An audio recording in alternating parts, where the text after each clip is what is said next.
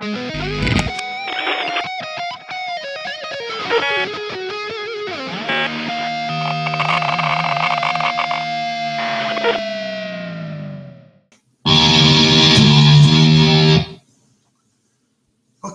hello everybody. Welcome aboard. It is now 2 o'clock here, Eastern time. So let's begin.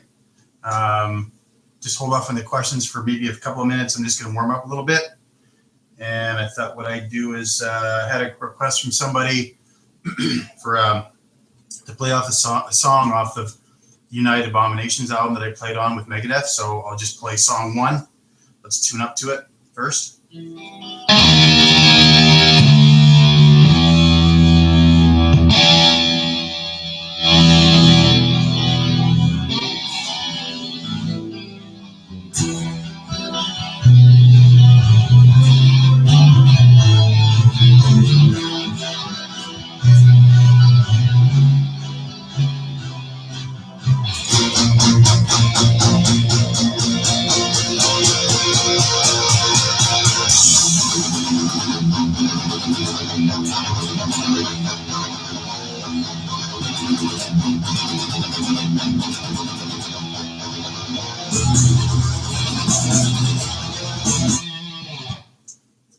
Hopefully the audio is okay with everyone.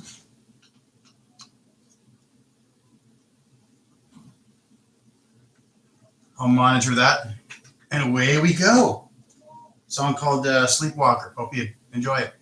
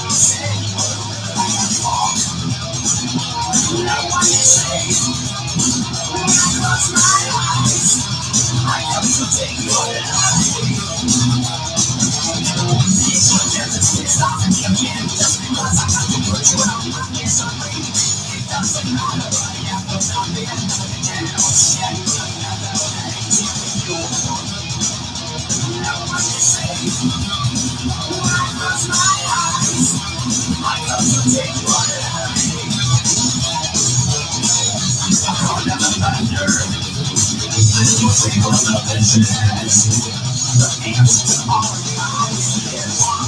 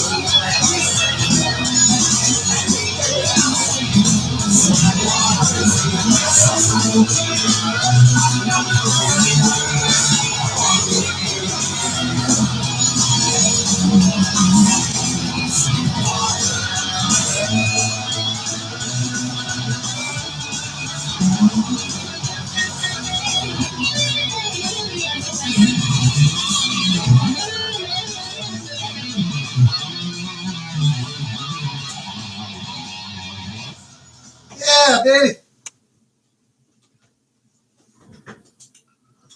Well,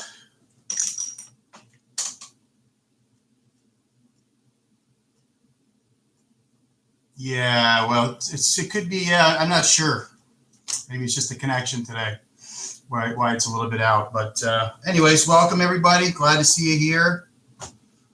I'm going to see if I can try to get to all your questions today. Apparently there was a couple I missed last week, but I'm going to try to do my best on answering all of them. So just give me a second, everybody, so I can catch up on what's already here before you post any more. Because if you post too much, sometimes it's easy for them to get lost in the shuffle.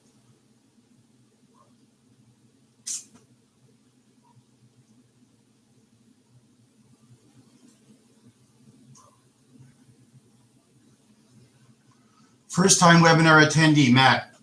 Welcome aboard. Glad to see you and good to meet you.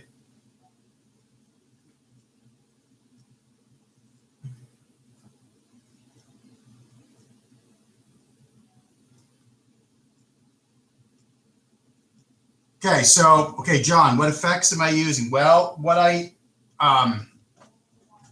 you're hearing is basically just me playing along to the CD. And I'm using the Kemper amp. And I just did actually a few days ago, if you know about the Kemper, it's a profiling amp, so you can copy your rig. Basically, it takes like a digital snapshot, so to speak, of your setup, and we'll duplicate it. And it's really, really, really accurate. So I love it to death.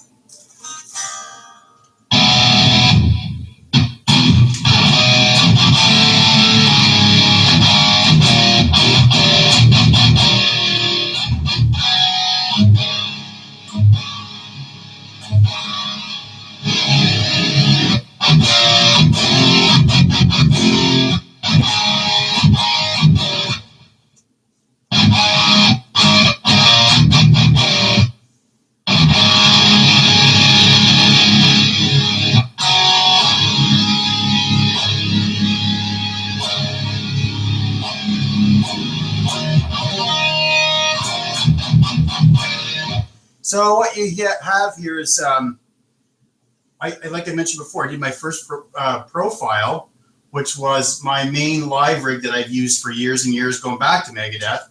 For it's the rack processor, preamp, whatever, all in one, is by Digitech, and it's called the GSP 1101, which is a great unit in my opinion. And I made a copy of that going. I took the GSP, going through a BBE sonic maximizer for a little bit of sparkle from that for the low and high, and then out of that went into a Black Star head, but I kind of bypassed the preamp and used it as a power amp, and then from there went into a cabinet and mic'd it.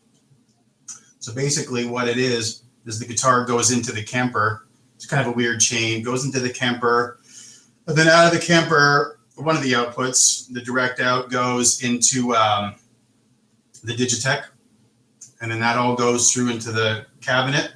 I think I have this right. And then from the mic, there's a mic in, so XLR. So it's like this kind of this loop of connection, and that's how you're able to do profiles. So and that was it. Just use a Shure 57 mic in front of the Randall cabinet and captured the tone that I wanted, and it's great. Before I actually pressed the magic button for it to do its thing, to copy it, I was able to A/B real quick and listen to the amp and the what the Kemper was doing, how it was reading it, and it was like spot on, man. So really happy about that.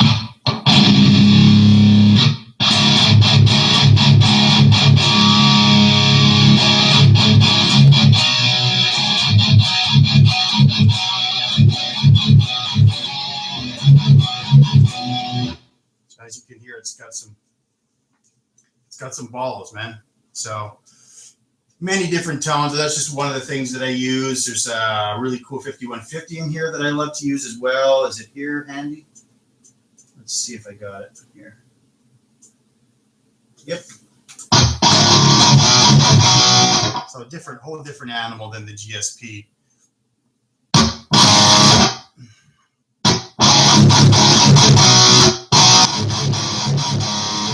Nonetheless, great sounding unit or preset, and that's a mixture of a 5153, I believe, with a crank cabinet.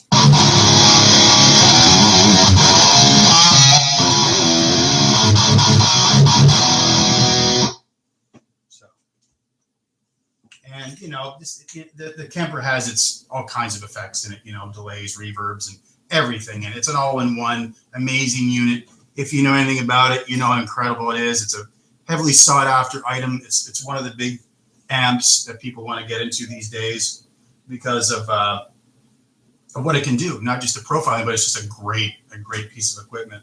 And the version I have is called the Powerhead, whereas it has it's the profiling, the preamp, and all that stuff, and then it also has a power amp as well built into it. So it's got all the bells and whistles for so I can accommodate any situation I'm in, be it live or recording or whatever. So,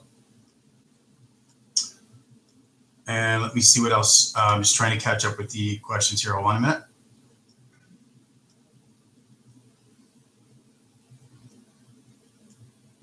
Okay, I appreciate the tip, Jack. It's maybe just an overload or something, or it could be on your end too. I'm not sure. Well, okay, for John, what am I working on recording?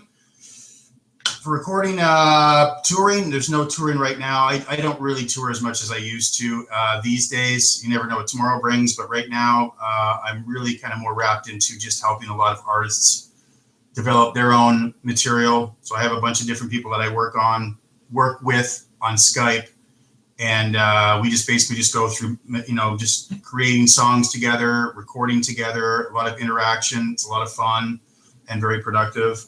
So that's what I'm doing a lot. I do a lot of that. As far as my stuff, I've been slow moving on an album that's going to have a bunch of different singers that most of them you'll have heard of in the industry. I have a few songs done, but there's still lots more to do. So I have to get on that. I think I've been spending maybe too much time on everybody else's projects, but I'll be spending some time from myself to get some of this stuff done in the next little while. So, does my wife scream when I play loud in the house? No, because I don't really play loud that much because it's not really necessary, especially with the Kemper, because you don't have to crank cabinets and kill all the neighbors, you know. So that's a cool thing. And then drum tracks, we do those sporadically when Sean flies up here. My brother Sean, he lives in Atlanta, so he would fly up here and do session work, again, going back to what I talk about, working with other artists. And Sean has been coming up and doing drum tracks for a lot of the guys I've been working with. And because I have a drum set, actually it's one of the Tama kits that Sean used on one of the previous Megadeth tours when he was with Tama before switching to, I guess he went with D-Drum after that, and then Yamaha. So he'll come up, and then, you know, because you can't really see it, but there's a big studio set up here. You're just looking at the other end of the room, and then the live room is in the other room. So I've been doing this for a lot of years, and I love it. Just love doing the home studio engineering stuff. For Matt, yeah, the cabinet's on the other side of this wall, so you can't really see it, and it's not wireless. Maybe I'll have a wireless one day, one thing at a time. I just upgraded to 3.0 with certain gadgets, even though that's not really the norm right now. It's still 2.0 is still the big one, but I'm trying to get ahead with a few things, and I might pick up a camera that supports that. Maybe it'll be wireless. I don't know, but right now it sits up there and it's got a cable on it, and it's very short. Maybe in a further session, though, I'll be able to do that. I'll be able to do a little tour around here. What is my main approach to writing guitar solos? I don't really have, my approach is that I just start playing. I don't really plan things out. I don't analyze things before I start playing. I just start playing and try to play for what the song is calling for, the style, the feel, you know. So feeding off the song, feeding off the music, which is what every instrument should do when it goes into a song. Once you have a structure, then, you know, everything should be trying to complement what the song is calling for and play for the song.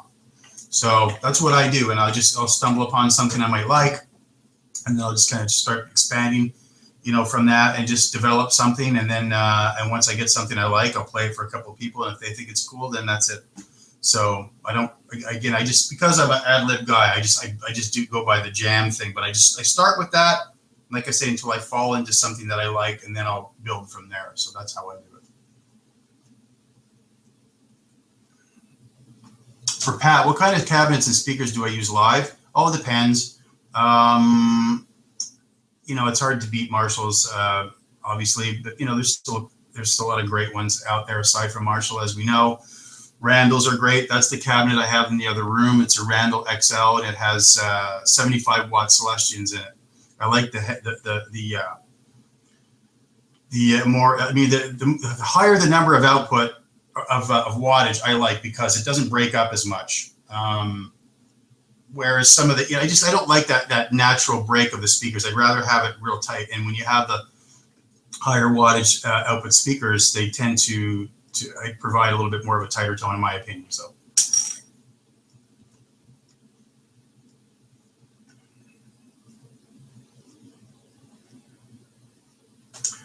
Brian, that's a good question. Any tips for long distance band collaboration? It's becoming the norm, which is kind of strange, but it does work. I've done it definitely for example, there was a single I released, one of the singles I released last year. It was done with Todd from Queensryche, and which did really well, I must add, and which we're very happy about. And he lives in Florida. So, you know, I wrote the song with Sean. I think we both came up with the goods in that song. And then, you know, sent a rough MP3 of the structure of the song to Todd, where he wrote the lyrics and did all the recordings, arranged all the melodies, and did all the recording in his studio setup. Sent it back, sent all the waves of those vocal tracks back to me. I flew them into Pro Tools, into my session. You put it all together, you know, and hopefully the person that's doing that has a good ear and good common sense and knows how to use the equipment. So, because the idea obviously is you want to make it sound like everybody is in the same room and on the same page and everything else. So you have that cohesiveness. So, but I've been doing that for a long time, because the concept of that goes back to the tape machines before the internet. And, where you can send ADAT machines, something that came out in the mid 90s.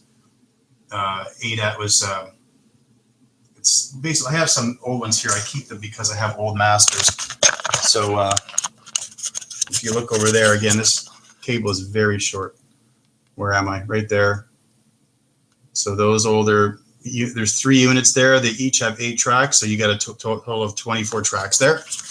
And back when we were where the home studio, because, in the mid 90s when those things came out, home studios were very, very, it was a rarity still, even at that point, now everybody, and their dog is getting into it because we can through technology and the software that's coming out and everything. And a lot of stuff being geared towards the home studio. But back then it was a different thing. You were still going into big studios to do your main bed of your work, or you're doing, with me, I, spent a lot of money and put a lot of equipment together. But anyway, going back to the interactive thing, we would send tapes back and forth. Of course, it would take a little longer than it does now. You could send a wave in 5 minutes. Back then, you'd have to send stuff, by whatever it was, FedEx, mail, whatever so you might not get the tape back because you send it to some guy who's going to do some work with you. He does his thing in his studio with his ADATs, send it back, and, you might not see that for 2 weeks. So, but that's big panic or rush, but the process, because I like the process itself, so I don't really care to rush through all of it. But now it's obviously a lot more easier, to send stuff back and forth, to say the least.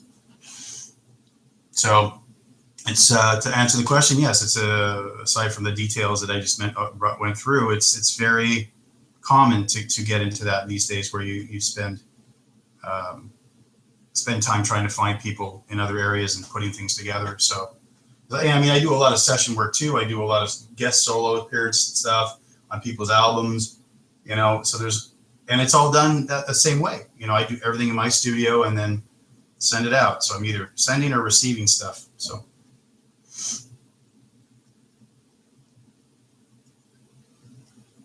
For Jeremy, no, I haven't checked any of the Ace stuff yet. Well, actually, no, I lie. I did hear a little part of the song that Paul Stanley, the cover they did of whatever it was, Fire and Ice or something. I can't remember.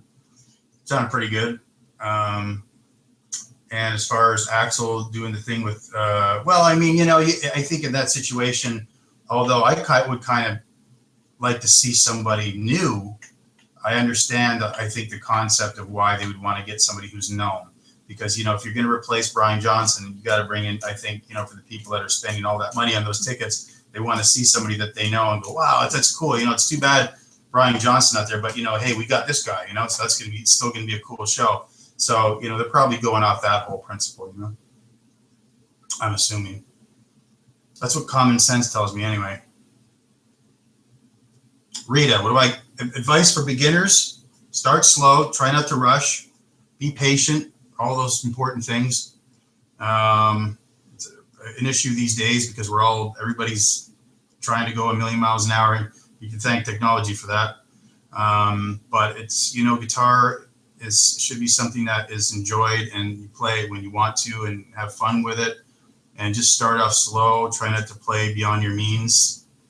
When you do, you're just working against yourself, and then it's like going to the gym and doing exercises completely incorrect, and then you walk out of there, it's like that was a complete waste of time. Same idea. So but start off slow. Start off with the real basic stuff. There's tons of stuff on YouTube, and just start off with basic chords.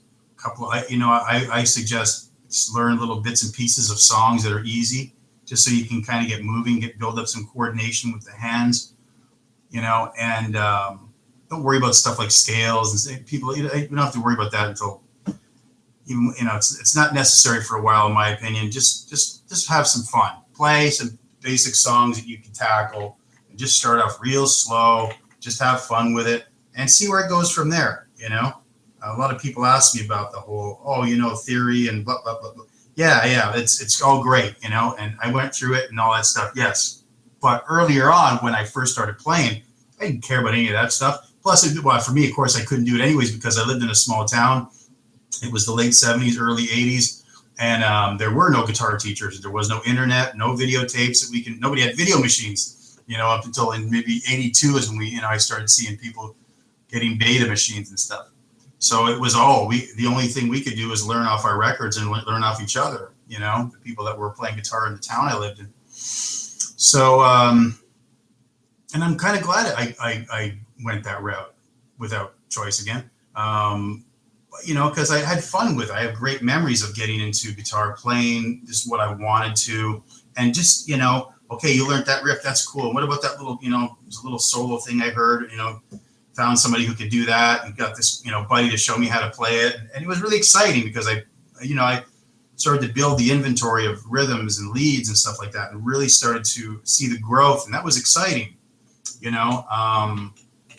Again, it's really, I think if you take that route, it's just learning bits and pieces from YouTube or whatever. It's you think you're really going to benefit from that and have a lot more fun rather than just rushing around and trying to learn 8 million things in 5 minutes. That's no fun. I feel sorry for a lot of the people that do that, to be honest with you, because there's nothing enjoyable about that. Next question, string preference for Mark. Yeah, I've been working with D'Addario for many, many years. And I use different brands, depending on what I'm doing, will dictate what I'm going to order. I think right now, for the most part, I'm really liking the NYXLs. I think they're great strings for both guitar and bass, because I'll order those as well, bass strings as well, because when I'm doing demos and stuff like that, I'll use the Warwick over there, which you can't really see that well, for a lot of the demo work and so forth. Great bass. So I would recommend checking those out. NYXL by D'Addario.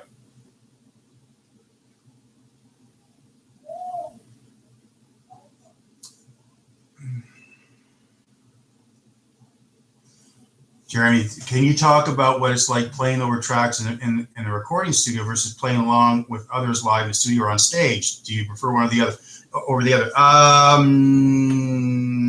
Yeah, it's different. I mean, but they're both fun. Because obviously when you're in the studio and you're you know, trying to record something, you're creating. Whereas when you play, you're jamming with people, you're playing live, you know, you're learning things and you're playing, you know, well, it's a concert, you know, you've learned the set and you go and you play it. Just have some fun with that. I mean, it's a whole different idea, obviously, whole different thing. But they're both fun, lots of fun. I love both. Like I say, I don't really tour as much anymore. I'm really kind of I used to tour a lot and I was never home for years and years. And I kind of got tired of that. And, you know, because I really don't like to travel all the time, to be honest with you. I like to be home in my studio and with my family and do my thing and go out when, you know, sporadically. That's why the Testament thing for me is great, because those guys they're great people. They're good friends of mine.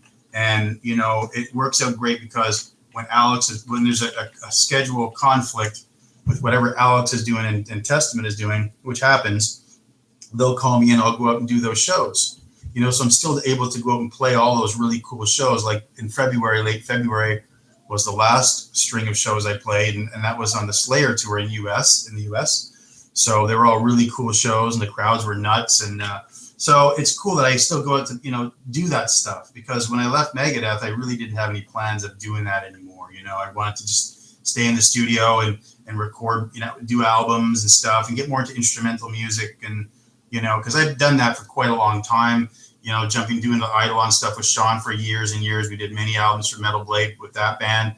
I was with King Diamond for a few years. Then I went to Megadeth. So there was a long string and it was all great, but it was a long period of just playing the same type of music. So I wanted to kind of break away from that a little bit. And, you know, but then of course, after a little while, I was like, yeah, let's get back into the metal stuff, you know? And so there you have it. Just give me a couple of minutes, guys, for this questions, okay? Because I'm almost caught up, but I'm not quite there. Thank you. Eric, Beginners, can you go over the type of amp you'd like for power? Yeah, you know what? I'll tell you an amp right now you should get. It's really inexpensive, and they're amazing, in my opinion. It's by Black Star, and I know I'm not just telling you this because I work with them, but it's called the ID Core, and there's different wattages. It's a combo amp. I think there's a 10 watt, a 20, and a 40. I don't know, something like that. There's like 3 or 4 different ones between 10 and 40 watts. I have a 20 watt one in the other room they sent me, and it's amazing. It really is. One thing that blew me away right off the bat was that, you know, when I play through an amp, 9 times out of 10, if not 10 out of 10 times, I'll always use an external overdrive for the dirty channel, which is fine. But this amp has got such a great tight distortion on it that you don't even need one. But it's very versatile. It's really easy to use. It just sounds great right out of the box, you know. It's just one of those combos that I think probably by far the best one I've ever used, no question about it. But you could, you know, tone down the overdrive and use it for more bluesy stuff. It's got great effects built into it. The echo and reverb and modulations are really good. It's just a great amp. You can get the 10 watt for like $100, which is ridiculous. I think the 20 watt that I have runs for about 140 or 150. Well worth every penny. So that's what I would strongly recommend getting. And to anybody else in the room who's looking to get maybe not only maybe a beginner, but someone who wants to get a really killer combo amp, I strongly suggest getting the Black Star, and it's called ID Core. Okay, so I'm going to write it here, just in case we forget. There you go. You guys can see all that, or see what I wrote, rather. You should. Yep. Martina. Okay, it's probably been for exercise if you're looking to increase your accuracy, speed, hand strength. Yeah, I mean, you know, it's the best one is really the Chromatic one, because you get to work on all kinds of combinations of fingers and direction and stuff. You know, it's not really all that, you know, it's not always a lot of fun to play because there's really, you know, there's not a whole lot of musical merit to it, but it's really good for, sorry. It's really good for, I mean, it works on, you know, the alternate picking, obviously, the communication of both hands, which is very important, the dexterity in the left hand, and you can make your own designs. There's not like one specific way to do it. You can do anything you want with this. The way I do it is I do 2 strings at a time, and I'll mix it up by the first thing. The first series that I'll do will be the 4 note per string thing. So it's like,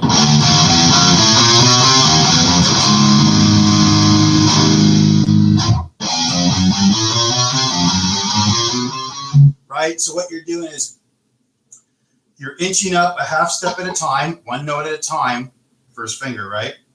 And whatever you play on the 6th string, you repeat on the 5th string in this particular example. So it's going to be 1, 2, 3, 4, 1, 2, 3, 4, 2, 3, 4, 5, 2, 3, 4, 5, 3, 4, 5, 6, blah, blah, blah, all the way up. And I would go as high as to when the first finger reaches the 12th fret. So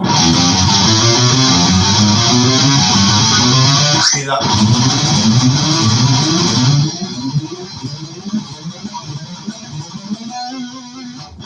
So, and then you can move back in the same motion where you're descending, but you're ascending the actual pattern. I'm just playing it faster so it doesn't take me a year to do it, because you can see there's a lot of notes going on here. Or you can go backwards.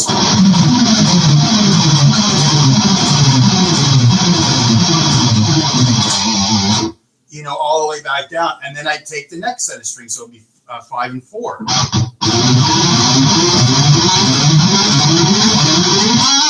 Do the same thing. Go all the way up to the 12, move back. Your choice of how you want to play it. Like I say, ascending, descending, mix them up.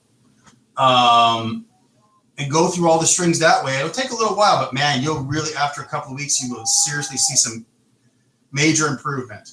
And then you can go, like, say, 3 notes per string, but say, let's use the first 3 fingers. So we'll go chromatically 1, 2, 3, 1, 2, 3, 2, 3, 4, 2, 3, 4, and so on.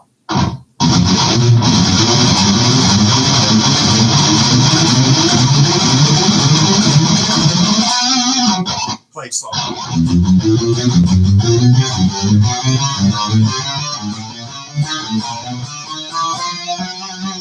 Again, I'm just, you can play it at any speed. It doesn't matter. Instead of me doing the whole thing slow, it'll take an hour. So, and then you can do the same thing with that. Go through as many strings as you want. You know, you don't have to do 2 strings at a time. Like I said, I just come up with my own patterns. You can do anything. There's no rules. It's just chromatic exercise. You can do whatever you want. You could do all 6 strings at once, you know, and back and forth. It's a little bit of a chunk to go through that. It's a little bit harder, but that's why I find the 2 strings at a time it's rhythmic and it's not as strenuous, you know. So that's the way I like to do it. Then after that, you can say, okay, let's use the 1st, 2nd, and 4th finger and still do chromatic.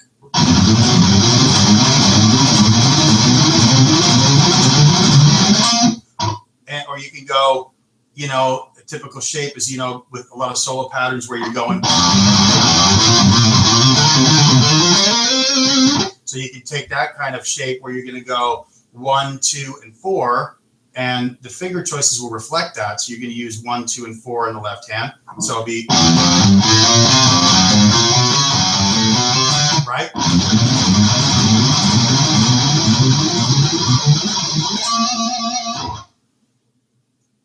And it just mix and match any possible way, you know, to try to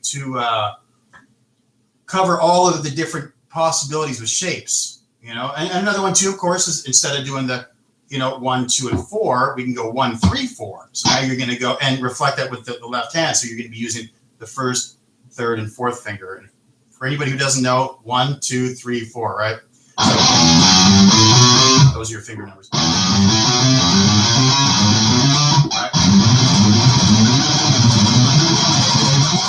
There's all kinds of different ways you could do it.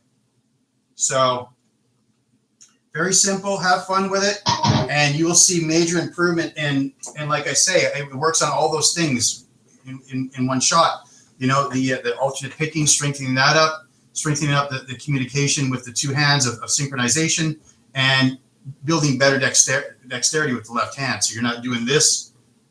So that's what happens when we first start doing these things, you know. It's natural for it to look like that. Then after a while, you start getting closer to the frets, you're getting more comfortable. So it works on all that stuff in a major way. So you don't have to think about what you're playing. That's another thing too. You concentrate on those things. You're not trying to play something musical necessarily. When you're focusing on that, you want to exercise those 3 things.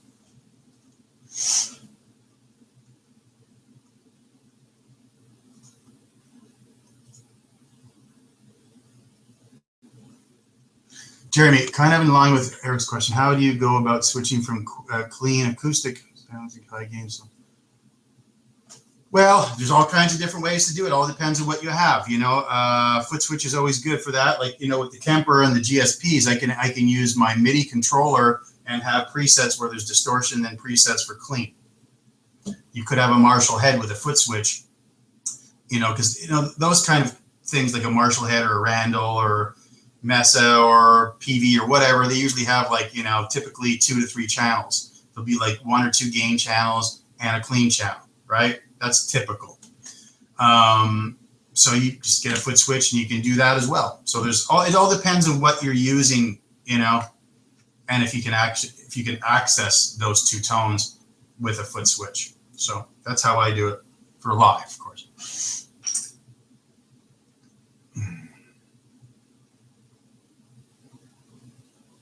Jack, do I use? I don't know, man. You know, when it comes to the construction of strings, I don't really care to get into all that stuff. For me to learn it is what I mean. So I kind of just, you know, experiment when I hear something that, or I play something that feels good and I'm getting the response, you know, sound wise and all that, then I'm sold.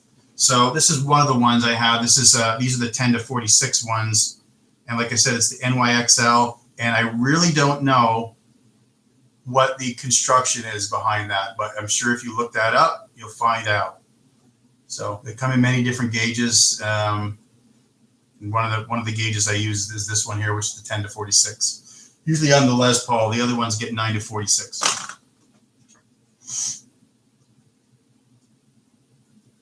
What types of tunings do I tend to migrate to? That's a great question.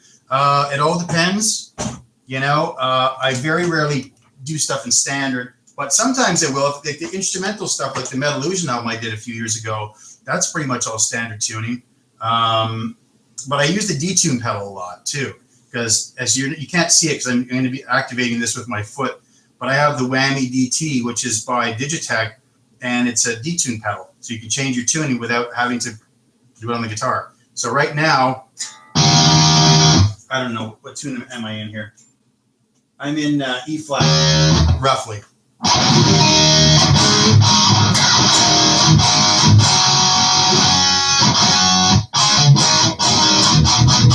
Right? So we turn the pedal on. Now I'm in D. C sharp.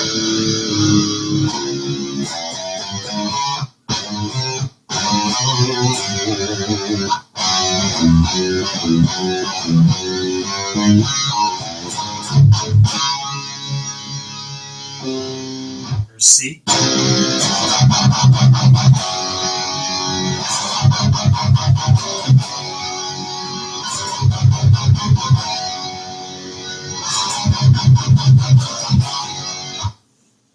You gotta love this thing, man. It sounds like an earthquake. And so forth. It keeps going down until it goes a full octave below my tuning because I'm here. It's like bass guitar.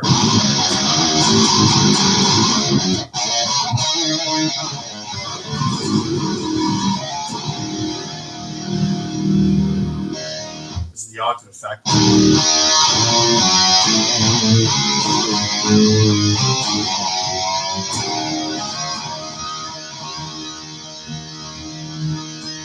So that's what I do. I used to have a thing where I'd have different guitars on the wall outside there with different tunings, but now it doesn't matter anymore because I just use the detune pedal. Because I've recorded with it, I've used it live. It's very accurate.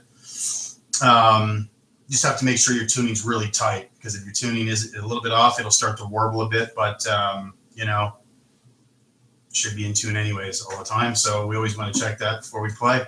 It's a good habit to get into. And so that's how I get around with the tune for the most part. Yeah.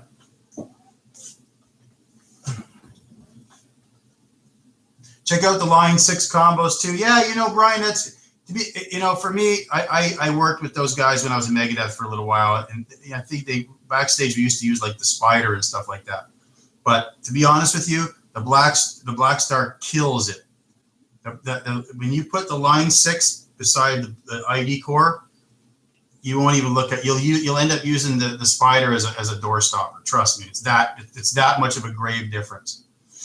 So if you want to come down to making a choice, there is no choice. Do I have a favorite modern guitar player? Favorite? I don't know, man. You know, to be honest, I don't really hear anybody breaking any new ground. So I hear a lot of stuff that I've been hearing for years over and over and over and over and over.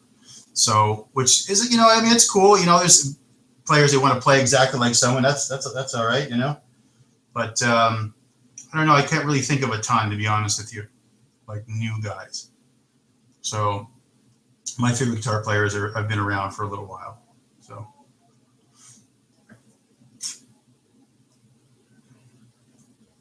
John, first webinar you're playing the Schecter Banshee with the Sustainiac. Yeah, thought it was awesome and bought one. Yeah, it's killer guitar, isn't it? You're looking at it right there. It's a great guitar.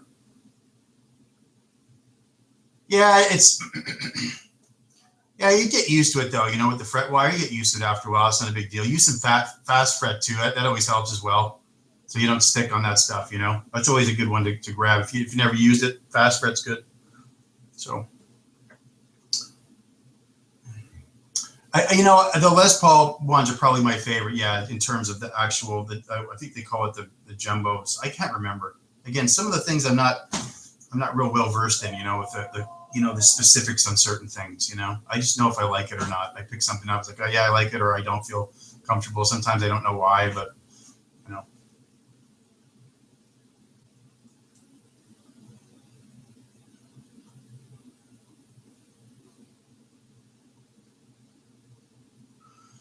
How do you control muddiness in deep drop tunings?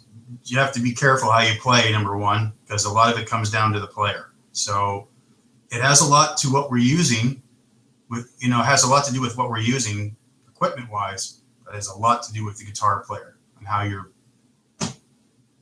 palm muting is and everything else. But I mean, yeah, you just gotta, if you're going to use, let's say if you're going to use an amp, just a head, I would definitely make sure you use like an overdrive with it, because a lot of times, like we're talking about before with, the Black Star, was kind of a surprise. The overdrive, I'm kind of actually quite happy with it on its own without having to worry about tightening it up with an overdrive pedal.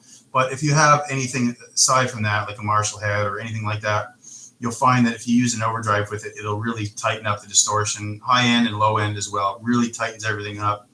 I would recommend, to be honest, the one I'm always using different overdrives and, experimenting to see what, the best one is. And this is one of my favorites. It's by Seymour Duncan.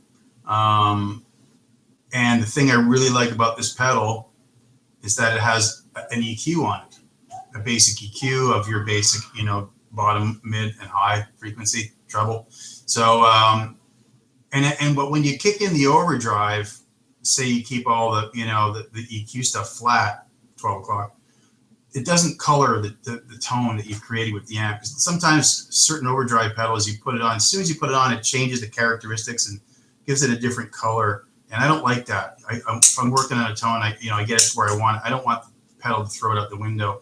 This one doesn't. So it just really I just add a little bit more drive on here just to kind of tighten it up. As you can see, that's my settings with a couple of the different profiles that I'm using on the Kemper, because that's what I'm using this one with. The treble is pretty much around noon, and the bass, that's one thing too. The cool thing about the bass control on this is that with a lot of overdrive pedals, as soon as you kick it in, it tightens up those things like I mentioned, but it tends to suck away some of the bottom end, so you can compensate. As you can see, I have it cranked, so when you turn the pedal off, it's still got the same bottom end and as a same amount of bottom end that I've dialed in, whether you have it on or off. So that's a really cool feature if you want that. So of course you can always compensate by turning it up on the amp, but it's just cool when you do that. So if you turn it off, you want to play something without the pedal, but you're still in the gain mode, then you don't hear the difference in bass response because it's pretty much the same. You can match it. So this is a really good one. It's called the 805, and it's by Seymour Duncan. So that's one way I would look at your muddiness issues, because yes, when you go into lower tunings, if you're not careful how you're playing and the gear that you're using, it could definitely get a little sloppy. And then you start to, then you can't hear what you're doing. It's hard enough to play stuff in the lower region with lower tunings and make everything audible, so you want to try to make sure that everything is set right, so you can try to make it as audible and sound as tight as possible. Do I enjoy jamming with Eric? Yeah, of course. We hit it off right away when we first started playing together. I think the first time was we did a South American tour with Judas Priest, which Alex couldn't do, so that was the first time they asked me to come. It was actually Gary Holt from Exodus. Slayer called me because they called him and asked him if he would do it. But I think he was in the studio with Exodus or something at that point.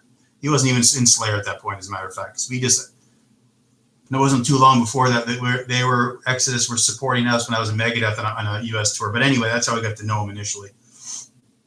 But then he recommended me because of that tour. So that's how I got hooked up with Testament. And we did that one tour in South America, and we just hit it off right away. So it's a lot of fun. Like I said, they're just great people. They're like a bunch of big kids. They still love what they do. They still get excited about it. That's not always the case with some of the bands out there. But with those guys, they got it. They still have that youthful fire, that they had many years ago. So I totally, I could totally relate to that, because I've always loved music, and it's always for music. Everything is all, when I do it, it's not about money first or anything else. It's about the music first. That's why I'm picky with who I play with, and and all that good stuff.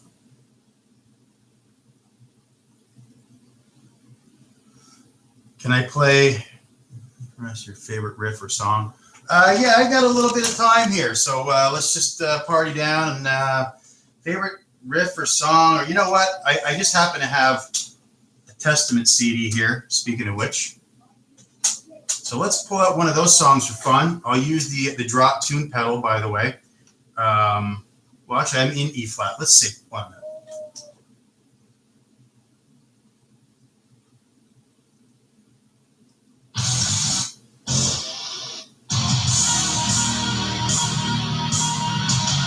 Yeah, I'm going to play you. I'm not going to use the D tune pedal because it's E flat here, and I'm in E flat.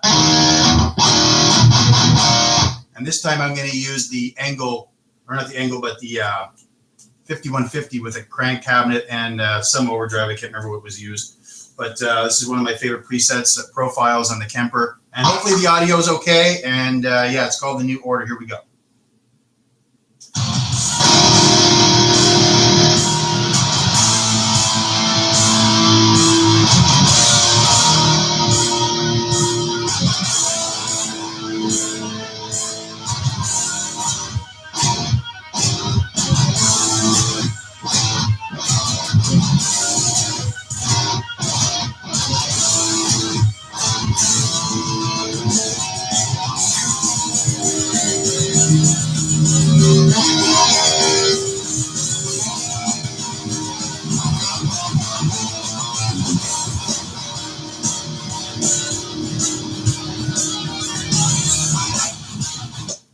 It's hard for me to tell how loud it should be, obviously, so hopefully this is cool. Let's take it from the top one more time. Take 3.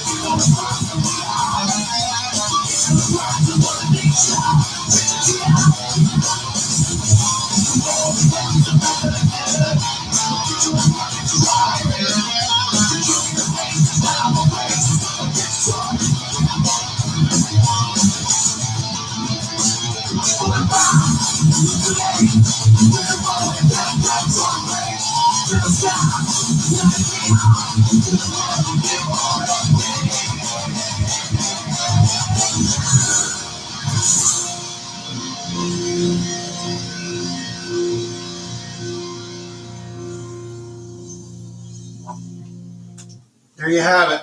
It's one of my favorites. It's a fun song to play. It's called The New Order by Testament.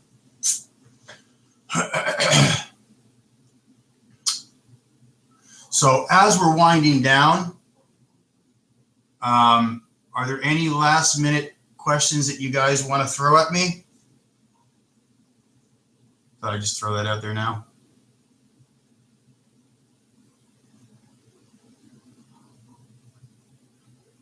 Thank you.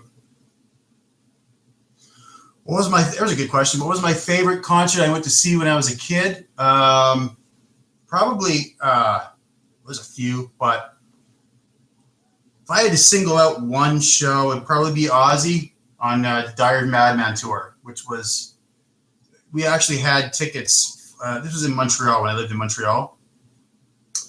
And we had tickets to the show for the original date, which was with Randy Rhoads.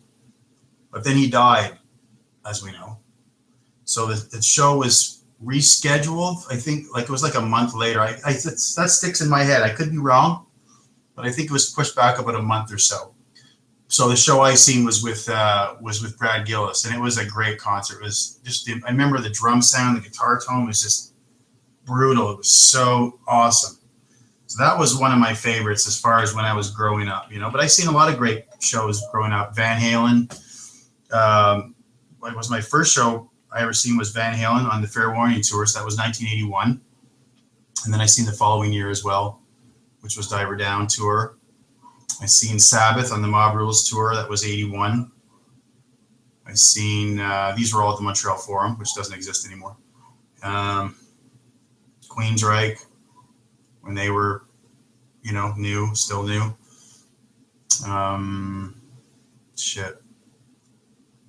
I remember seeing the Scorpions, Sabbath on the Board Again tour. That was with Ian Gillan, for those who might know that era.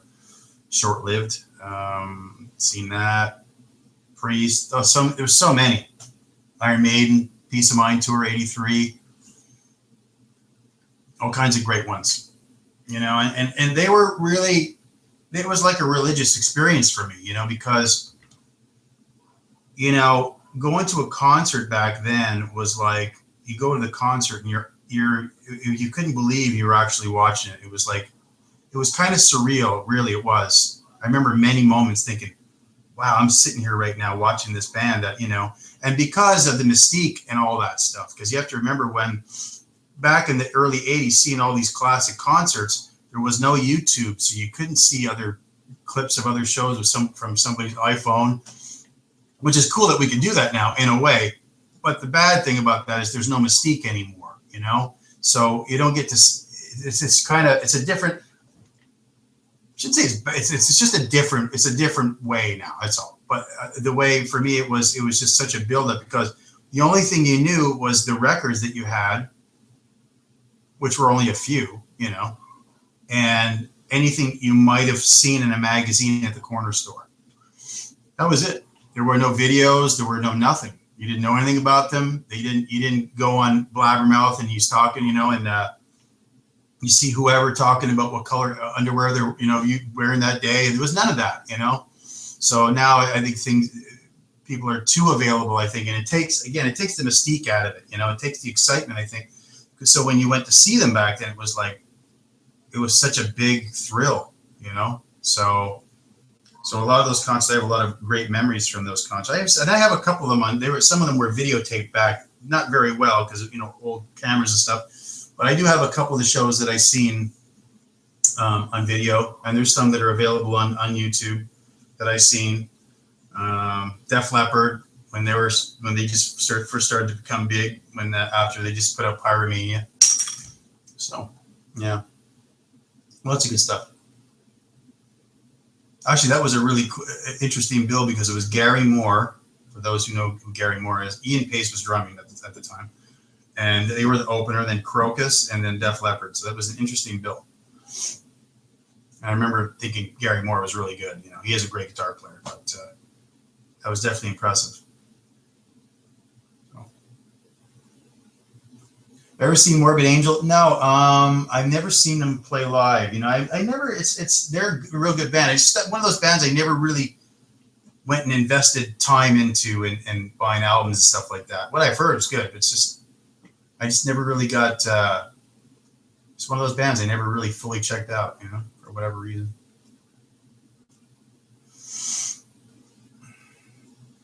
Wow, on the first album tour. Wow, that must have been interesting.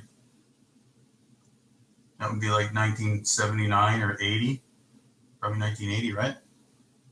I know there's some clips online. They opened up for Pat Travers.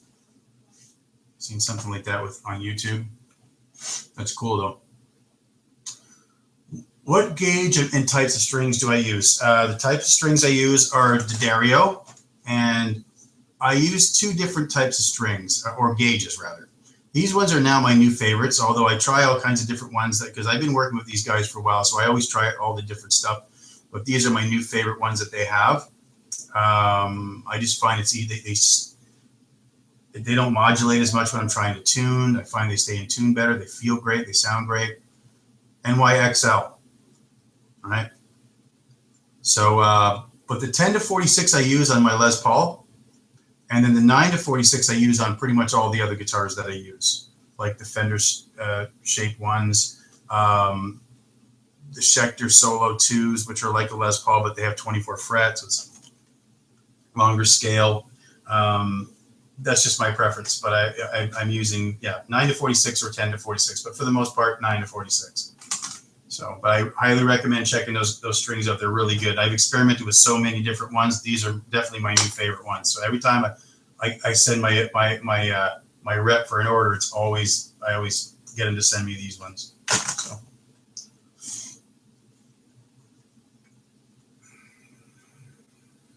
Yeah, Jeremy. Yeah, I mean, yeah.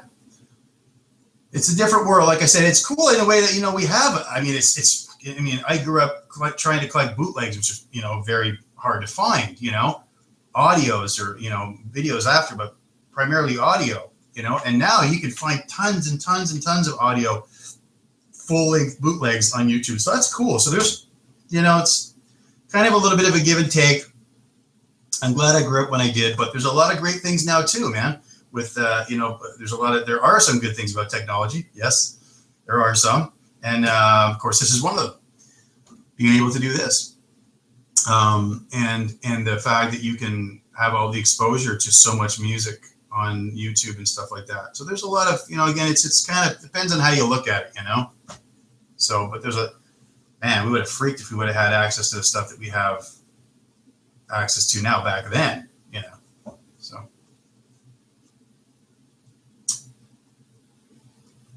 $1980 with Ted Nugent and Scorpions. Wow, that sounds like an interesting bill. That must have been cool. Huh. Yeah, I can. Here you go, Troy. D'Addario, NYXL. They have all kinds of different gauges. Good stuff. How did I meet Steve? You know what? I can't remember. I think maybe he might have reached out to me to ask me to do something through LinkedIn, maybe, but I can't remember for sure. My memory is horrible, but it could have been something like that. Will I keep doing this? Absolutely. The plan is we're going to be doing this twice a month for as far as I can see. So I'm here twice a month, which is usually going to be on the first, for now, from what I'm hearing, and we've agreed to, is it's going to be the first and third Sunday of each month. So the next one will be, I don't know, May something, early May, right? Because we're almost at the end of April, correct? Yep. Time is flying by fast, man. Yeah, so I'll be back early May. Like I say, the first and third of each month on the Saturday. It's always at the same time, depending on your time zone. We're all in different ones. For me, I'm in Eastern time zone. So for me, it was 2. My start time is 2 o'clock. Some of you, it's 11. Some of you, it's probably 1. I know on Steve's end, I think Steve is in where I know where he's at. He's an hour behind. So just make sure you check your times, do the conversion properly. But anyways, I'm going to let you guys go. It was great. As usual, it's always a lot of fun. I hope I answered almost all your questions. I tried to do the best I could. And I really appreciate you guys coming out. And like I said, I'll be back on those Sundays that I mentioned, first and third of every month at 2 o'clock Eastern. And y'all be good and enjoy the rest of your day. I know I will. It's beautiful outside, so I'm going to go soak some of it up. And yeah, we'll see you real soon, okay? Take care, guys. Hi there. Thank you so much for watching this video. I certainly hope that it helped you a little bit. If you enjoyed the video, please do me a huge favor and either like it, subscribe to the channel, share it, or comment on it. Okay, that's going to help us out enormously. And then we can keep in contact with you when we have new material that comes out. And if you enjoyed the video, we've got some other videos over here that you can watch that might be able to help you on your guitar journey as well. And if you look up on the top there, you're going to see there's a little eye up there. If you click on that, we are going to be giving you a free gift just to say thank you for watching the video. And then if you'd like to follow us on social media, you can use the term @GuitarZoom and you can find us there. All right, so take care, keep practicing, and have a great day.